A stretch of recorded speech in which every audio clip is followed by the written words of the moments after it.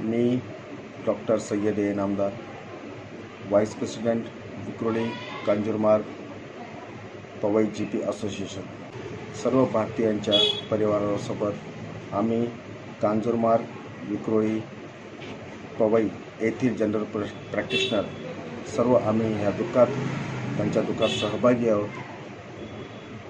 आणि हे जे काही अमानुष कृत्य घडलेले आहे आणि या कृत्य घडवणाऱ्या पाकिस्तानी दहशतवाद्यांचं भारत सरकारने कठोर पाऊल उचलून त्यांचा समूळपैकी नष्ट नायनाट करावं ही माझी भारत सरकारला विनंती.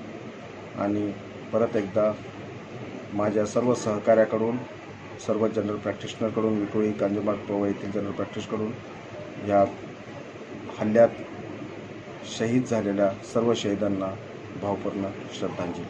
धन्यवाद.